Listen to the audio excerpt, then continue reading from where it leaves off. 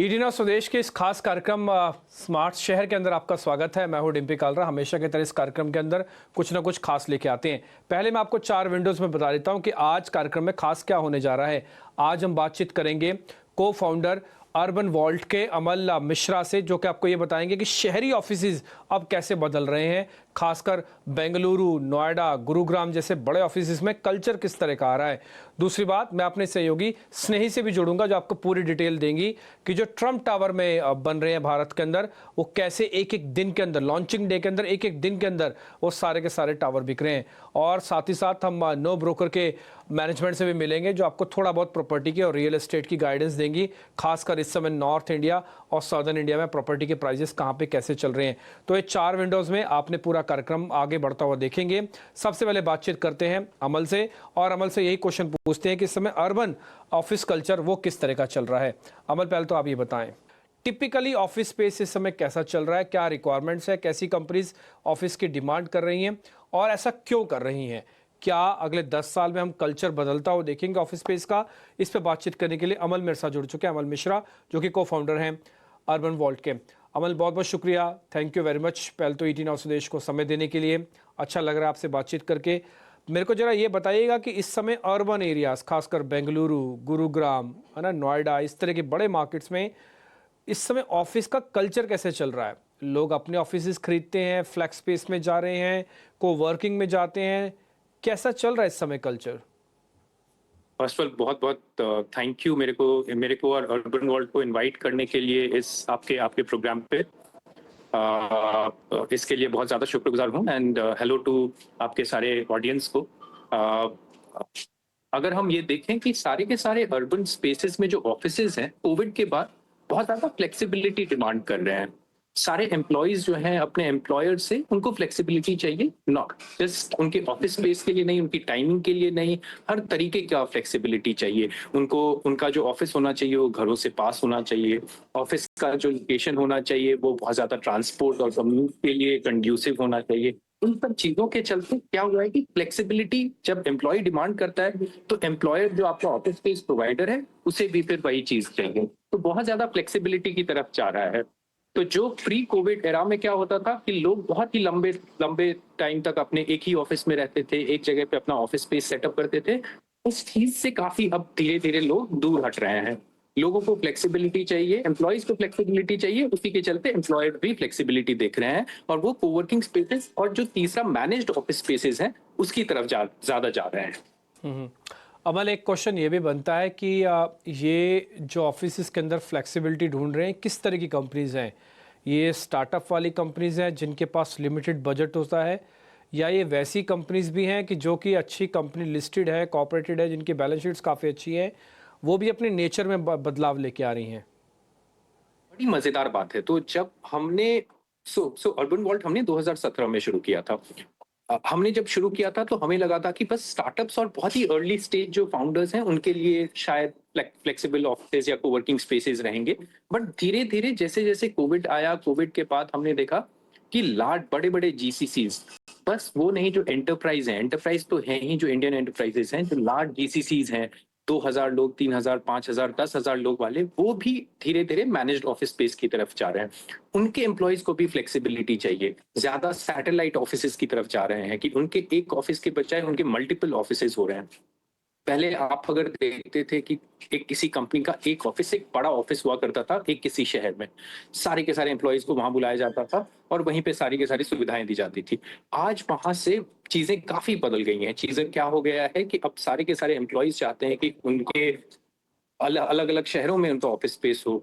सारे के सारी कंपनीज का अलग अलग शहरों में ऑफिस है, तो ये बड़े बड़े कॉर्पोरेट्स, बड़ी बड़ी कंपनीज का इस तरीके से हो रहा है। इनफैक्ट मैं आपको बताऊं तो कंपनीज लाइक माइक्रोसॉफ्ट, गूगल, इन लोगों का भी इस तरीके से फ्लेक्सिबिलिटी की तरफ ध्यान चला गया है, क्योंकि वो अपने एम्प्लॉयज को वो फ्लेक्सिबिलिटी देना चाहते हैं। तो वो नहीं चाहते हैं कि हमारे पास बस एक ही ऑफिस रहे, चाहते हैं कि उनके मल्टीपल लोकेशंस में ऑफिस स्पेस हो। तो स्टार्टअप तो एक सेगमेंट है ही जिनके पास की शायद रनवे कम हो या कम दिन के लिए उनके पास पैसे हो, बट ये लार्ज और बड़े जो एंटरप्राइजेज हैं, और उसके अलावा इंडिया एज अ सेगमेंट, वहां पे क्या हो रहा है, इंडिया में बहुत सारे बड़ी जीसीसीज जो कि यूएस, यूके, यूरोप से आ रही हैं, दुबई से आ रही हैं, वो सारी जीसीसीज भी बहुत ज्यादा फ्लेक्सिबल ऑफिसेज और मैनेज्ड ऑफिस स्पेसेस की तरफ जा रही हैं। अमन, मेरे को एक चीज़ ये समझनी है आपसे कि इस समय जो ऑफिसेज की स्पेस आप बता रहे हैं कि बड़ी बड़ी कंपनीज भी फ्लैक्स स्पेस के अंदर आ रही हैं और वो चाहते हैं कि मल्टीपल लोकेशंस पे उनके ऑफिसेज हों, तो एक average ticket size of office क्या हो रहा है और एक एवरेज टिकट कॉस्ट क्या होती है ऑफिस की? मैं दो शहर ले लेता हूँ, एक नॉर्थ का गुरुग्राम या नोएडा और एक साउथ का बेंगलुरु।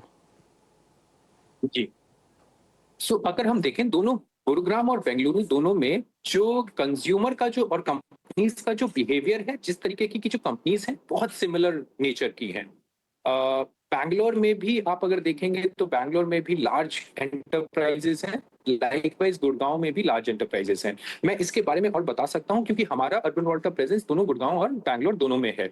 तो अगर हम पर स्क्वायर फुट रेट की बात करें, जो हम ऑफिस स्पेस का जो प्राइस पॉइंट देखते हैं तो फ्लेक्स स्पेस में पर सीट से डिफाइन होता है कि आपका पर सीट कॉस्ट कितना है, और वो पर सीट कॉस्ट आपका बैंगलोर में अलग अलग एरियाज में और दोनों गुड़गांव में अलग अलग एरियाज में अलग अलग है। मैं पहले बैंगलोर की बात करता हूँ। तो बैंगलोर अगर हम देखें तो बैंगलोर 4 हिस्सों में बांटा गया है। अगर आप सेंट्रल बिजनेस डिस्ट्रिक्ट देखें तो वहां पे जो आपका प्राइस पॉइंट है वो 13,000 14,000 पर सीट से लेके 18 से 19,000 पर सीट तक जाता है, जो आपका एमजी रोड वाला एरिया है बैंगलोर का। अगर हम लोग वहीं एक्सटेंडेड बिजनेस डिस्ट्रिक्ट देखें या फिर जो नए एरियाज आ रहे हैं, व्हाइट फील्ड हो गया या नॉर्थ बैंगलोर देखें, वहां पे आपका 7,000 से लेके 10,000 तक पर सीट जाता है। तो आप देखेंगे कि फ्लेक्सिबल ऑफिसेज का जो प्राइस पॉइंट होता है वो काफी डिपेंड करता है कि आपका स्पेस किस लोकेशन पे है, किस एरिया में है, किस लोकेलिटी में है। जिस तरीके से आपका ट्रेडिशनल ऑफिस स्पेस का होता है कि आपका पर स्क्वायर फुट रेट वेरी करता है डिपेंडिंग ऑन कि किस लोकेशन में है। लाइकवाइज अगर हम गुड़गांव में भी आए तो गुरुग्राम में भी यही सेम चीज है।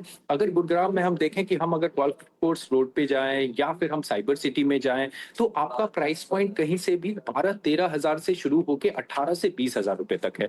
जहां तक कि अभी एक्सटेंशन की तरफ जाएं या सेक्टर 44 की तरफ जाएं तो आपका वही प्राइस पॉइंट घट के आपका 7 से 8 हजार रुपए से शुरू होकर 10 से 11 हजार तक जाता है। तो डिपेंडिंग ऑन कि आप किस एरिया में ऑफिस स्पेस ले रहे हैं वो आपका प्राइस पॉइंट है। ठीक है अमल, एक लास्ट क्वेश्चन और मैं कंज्यूमर भी हूँ और एक इन्वेस्टर भी हूँ। हो सकता है मैं ऑफिस का इस्तेमाल भी करूँ, लेकिन मैं भी चाहता हूँ कि मेरा पैसा भी इसी तरह के कुछ प्रॉपर्टीज़ में पैसा लग जाए जहाँ पे मैं 200 स्क्वायर फीट 300 स्क्वायर फीट का खुद से कंट्रीब्यूट करूँ कि भी मेरा भी रेंट आता रहे, है ना? तो मैं कैसे कर सकता हूँ कंपनीज के साथ इन्वेस्टमेंट्स? मेरी भागीदारी कैसे होगी? क्योंकि कोवर्किंग स्पेसेस से क्या हुआ है या मैनेज्ड ऑफिस स्पेस से क्या हुआ है कि आपके बड़े बड़े ऑफिसेज जो हैं उनको हम छोटे भागों में डिवाइड कर रहे हैं। इनफैक्ट मैं आपके पुराने पिछले सवाल पे भी जाता हूं कि आपके साइज क्या रहते हैं ऑफिसेज के। तो आपके ऑफिस स्पेस जो आपके छोटे कंपनीज हैं वो कुछ 2,000 स्क्वायर फुट भी लेती है, और बड़ी कंपनीज आपकी 4 से 5 लाख स्क्वायर फुट तक फ्लेक्सिबल ऑफिस स्पेस के साथ लेती है। तो जब हम छोटे भागों में इनको डिवाइड करते हैं तो क्या होता है कि आपको एक ही बड़े फ्लोर प्लेट पे आपके छोटे छोटे एरियाज में डिवाइड होता है। तो एक नया कॉन्सेप्ट भी आया है जो कि फ्रैक्शनल ओनरशिप का है, जिससे कि आप धीरे धीरे धीरे आप कमर्शियल ऑफिसेज में भी ओनरशिप आपका हो सकता है। बहुत सारी कंपनीज हैं जो कि फ्रैक्शनल ओनरशिप की तरफ जा रही हैं क्योंकि फ्लेक्सिबिलिटी, हमारी जैसी कंपनीज फ्लेक्सिबिलिटी कर रही हैं, फ्लेक्सिबल ऑफिसेज दे रही हैं और ऑफिसेज को छोटे छोटे भागों में डिवाइड कर रही हैं। और बहुत सारी कंपनीज ये फ्रैक्शनल ओनरशिप की तरफ जा रही हैं जिसमें कि रीट का मॉडल है। तो आप चाहिए तो आप किसी भी कंपनी का रीट खरीद सकते हैं या फिर फ्रैक्शनली एक सर्टेन पोर्शन को कमर्शियल रियल एस्टेट का ओन कर सकते हैं। शुक्रिया अमल, थैंक यू वेरी मच कार्यक्रम में जुड़ने के लिए, बताने के लिए कि आज कैसे ऑफिस कल्चर को देखना चाहिए। अब मैं अपनी सहयोगी स्नेही को जोड़ लेता हूं जो ये बताने वाली हैं कि एक ही दिन में ट्रंप टावर जो लॉन्च हो रहे हैं भारत में अलग अलग शहरों पर, वो एक दिन में कैसे बिक गए हैं या क्यों बिक रहे हैं। स्नेही, जरा आप बता दीजिए। जी हाँ, गुरुग्राम में लॉन्च हुए दूसरे ट्रंप टावर के बारे में बात करते हैं। लॉन्च होते ही इस दूसरे ट्रंप टावर को काफ़ी अच्छा रिस्पांस मिला है और लॉन्च होते ही बिक रहे हैं ट्रंप टावर के अल्ट्रा लग्जरी फ्लैट्स। लॉन्च के पहले ही दिन पर 3,250 करोड़ की बिक्री हुई है, रिकॉर्ड बुकिंग हुई है ट्रंप टावर के लिए। और प्रोजेक्ट में 125 करोड़ के 4 अल्ट्रा लग्जरी पेंट हाउसेज भी थे जो ये सब भी बिक चुके हैं। तो काफ़ी अच्छी डिमांड और काफ़ी अच्छा रिस्पॉन्स मिल रहा है हमें ट्रंप टावर के दूसरे टावर के लिए। स्मार्ट वर्ल्ड डेवलपर्स और ट्राइबैक ने मिलकर इस टावर को साथ में बनाया है और 8 करोड़ से 15 करोड़ तक की रेंज है, टिकट साइज है इन अल्ट्रा लग्जरी फ्लैट्स के लिए। और इस ट्रंप टावर में 298 अल्ट्रा लग्जरी फ्लैट्स है। इस प्रोजेक्ट में मंजिल है और 2 टावर शामिल है। और पहले ट्रम्प टावर के बारे में बात करेंगे तो दिल्ली में 2018 में लॉन्च हुआ था पहला ट्रम्प टावर का ये पहला प्रोजेक्ट। और पहले ट्रम्प टावर की टाइमलाइन के बारे में बात करें तो इस महीने के अंत तक ये टावर डिलीवरी के लिए तैयार हो जाएगा। और इसके दम पर हम कह सकते हैं कि भारत में ब्रांडेड और अल्ट्रा लग्जरी हाउसिंग की काफ़ी अच्छी डिमांड देखने को मिल रही है। अगर हम ट्रम्प टावर और भारत में बात करें तो न्यूयॉर्क को छोड़कर गुरुग्राम इकलौता ऐसा शहर है जहां पर 2 ट्रम्प टावर है। इसके अलावा भारत में मुंबई में एक, पुणे में एक और कोलकाता में एक ट्रम्प टावर है। तो ये था ट्रम्प टावर का दूसरे ट्रम्प टावर का लॉन्च और उसका रिस्पांस जो कि काफ़ी स्ट्रॉन्ग रहा है। से बहुत बहुत शुक्रिया, थैंक यू वेरी मच ये जानकारी हम तक का पहुंचाने के लिए। अब एक छोटा सा ब्रेक लेते हैं। ब्रेक के बाद हम अखिल गुप्ता से करेंगे बातचीत, जो कि को फाउंडर हैं नो ब्रोकर्स के, और उनसे कुछ रियल एस्टेट के बारे में जानेंगे।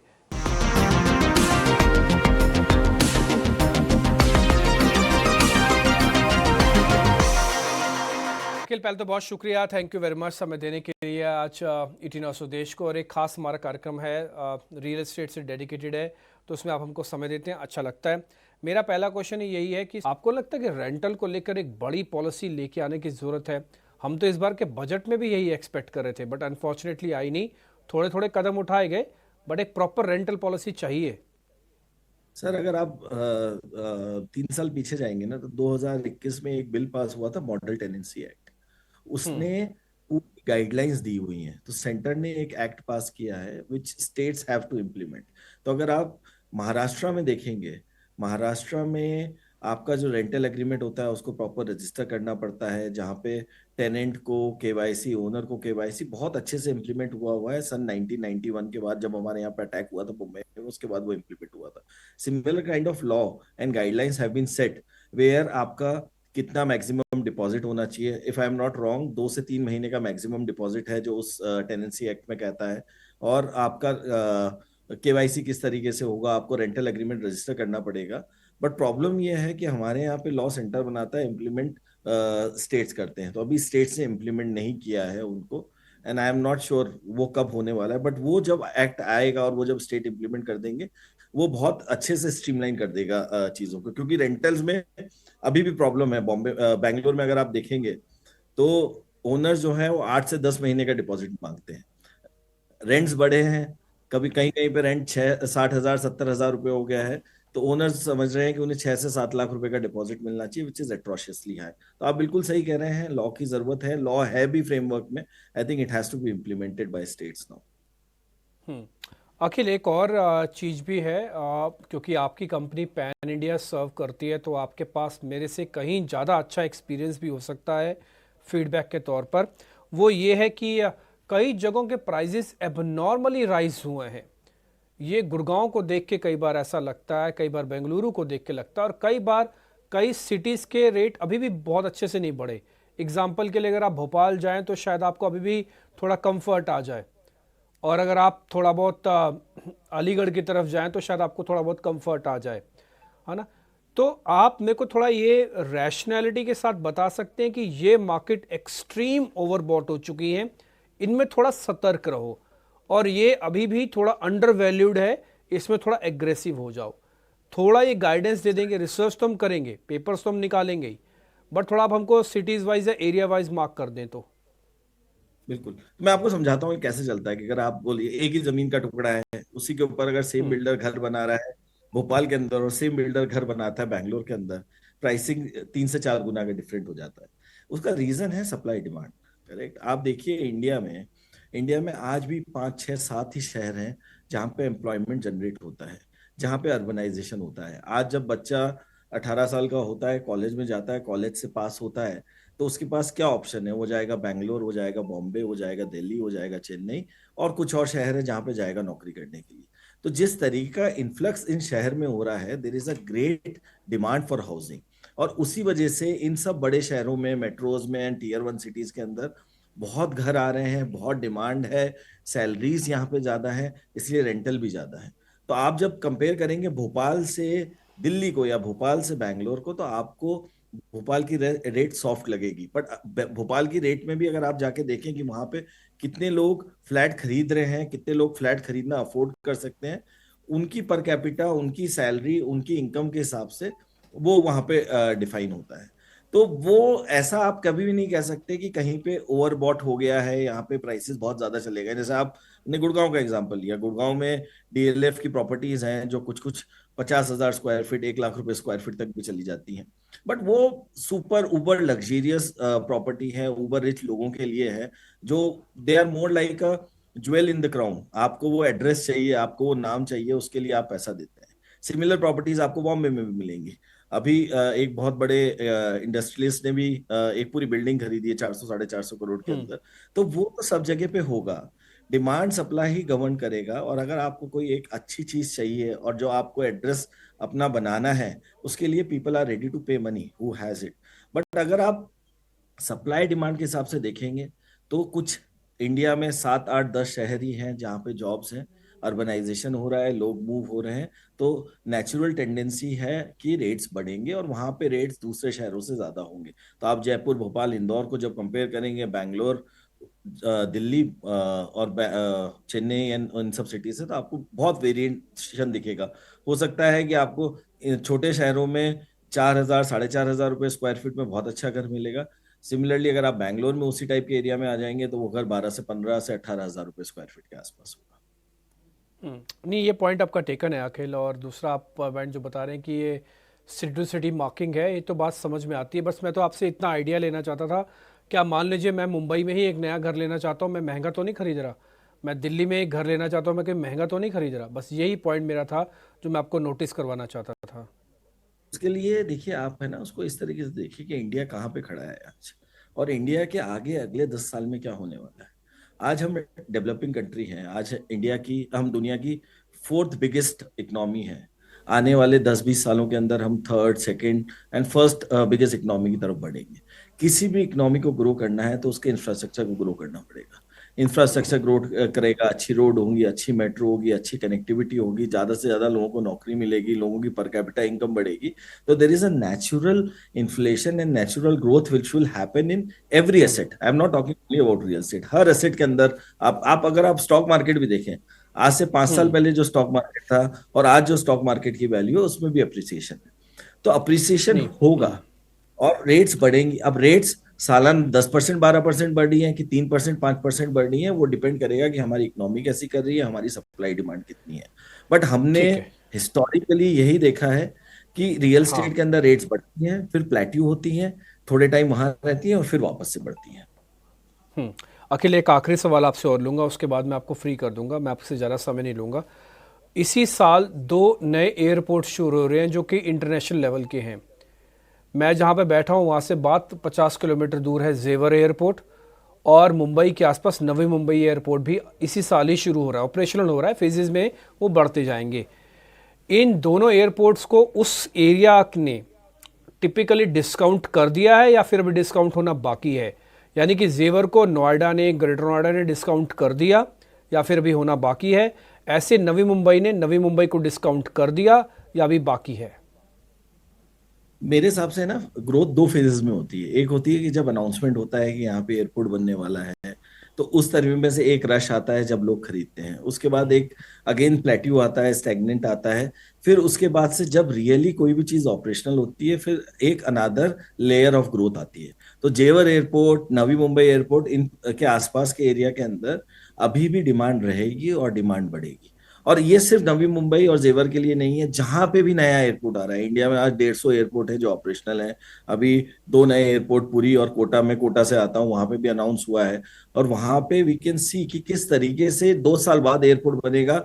देर is a euphoria, people are buying lands, they will build hotels, they will build restaurants, जो भी चाहिए वहां पे। और फिर जब वो एयरपोर्ट बन जाएगा, उसके बाद वापस से एक लेयर ऑफ ग्रोथ आएगी।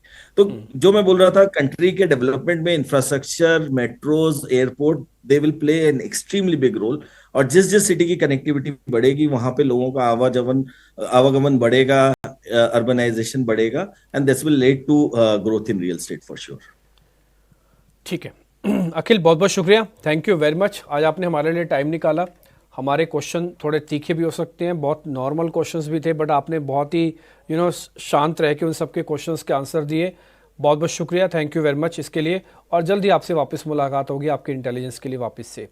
बहुत बहुत शुक्रिया sir, thank you very much, thank you.